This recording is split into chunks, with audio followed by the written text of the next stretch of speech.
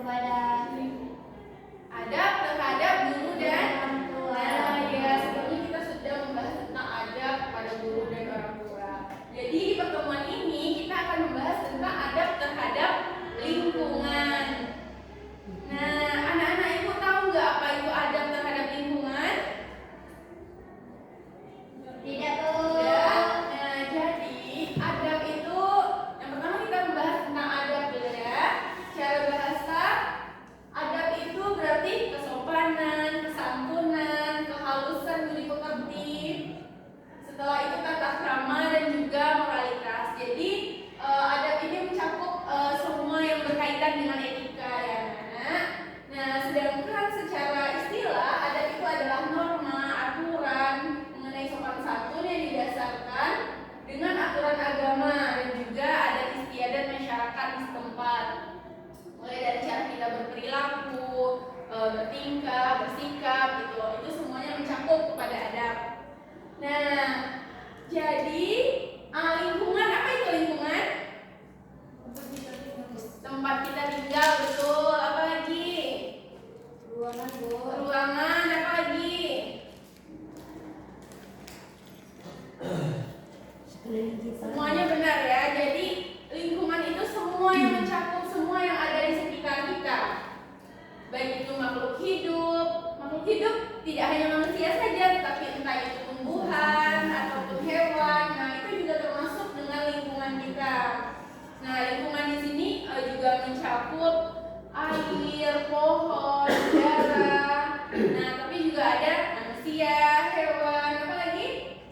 Serta lingkungan setempat kita. Lingkungan ini banyak, ada lingkungan sekolah, ada lingkungan masyarakat, ada juga lingkungan apa lagi? Keluarga. Lingkungan keluarga. Nah, misalnya lingkungan tempat mengaji, itu semuanya lingkungan. Apa yang ada di sekitar kita itu merupakan lingkungan.